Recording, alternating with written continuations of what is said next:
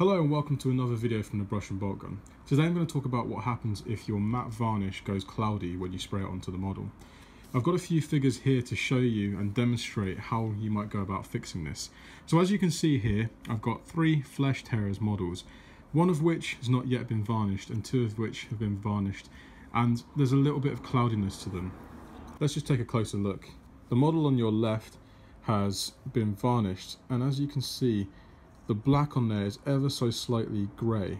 Now this isn't an extreme version of this happening, and some of you who have used matte varnishes such as Citadel's Purity Seal will have had much more extreme clouding than this. But the techniques I'm going to demonstrate should help you fix even the most extreme clouding on your model. The model on the right hand side of the screen has not yet been varnished, and as you can see, the black is a much deeper colour.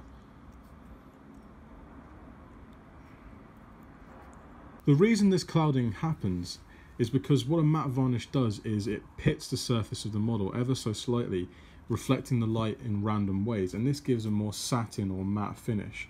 So what we want to do is to grab some gloss varnish, as this will give a nice smooth coat to the model and hopefully fill in those pits and clouding. So what I'm going to need is an old brush, or a brush I don't really care about. I've got a small Citadel base brush here that I'm going to use for this. So I'll just open up the Citadel gloss varnish, and you can use any gloss varnish for this really. I would suggest you brush it on, as you can be a bit more careful with it.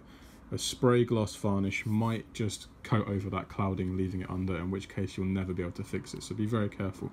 And what I'll do is just get a small bit of the gloss varnish on my palette here, and what I suggest you do is test this in the corner of a model and let it dry just to see how it goes, maybe underneath the model where you can't really see it.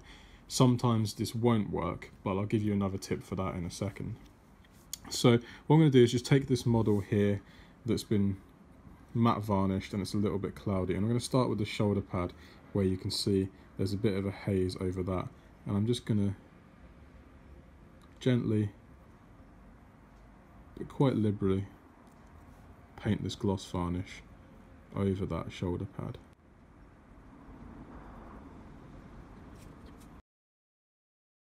And I'll just set that aside to dry for a few minutes. Now, as I said, you want to test that on a small bit of the model that you don't really see and just see if it works. If that gloss varnish doesn't work and the paint underneath is still cloudy, then what you can do is just get some normal olive oil and paint that over. It might sound a little bit weird, but again, it's a gloss kind of finish, and that will, because it's an oil, go into all those pits and coat the model. It will give you a gloss finish, but you can always matte spray that again afterwards. If we have a look at this Assault Marine, we can also see that the black on top of this jump pack here has gone slightly grey. It's supposed to be a deep black colour, but because of the matte varnish not quite being mixed properly, it's gone a bit grey. If I compare this to my unvarnished Flesh Terror, you see the black is a lot darker there. So again, I'm just going to get some gloss varnish and paint this over the top of the jump pack here, trying to keep a nice even coat. I don't want too much on there because it could be visible when it dries.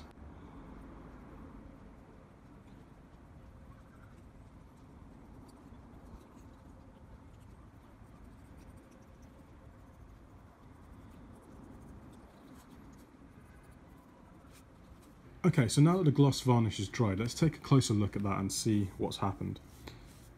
So as you can see now, the shoulder pad on the left hand Flesh Terror is a lot darker. It's a lot closer to the black on the unvarnished Flesh Terror on the right. And if I carry that on the whole model, you'll see this greyish black darken back down to its original colour. What you see though, obviously, is there's a shiny gloss finish to that. And that might be okay for some models, or some people do prefer that, that's fine. But I'm guessing as you matte varnished it in the first place that you want a matte finish. So don't forget that even though you've added a gloss varnish to these models, you can once again give them a spray of matte varnish to finish them off.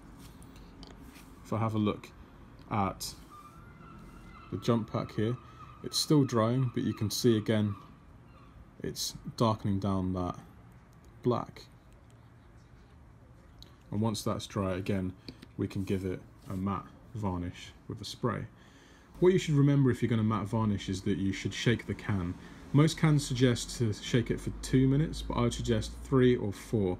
If you shake it for longer, that's also fine. It won't harm it, and it could help mix the varnish much better. The second thing I should also suggest is to always spray a test model first.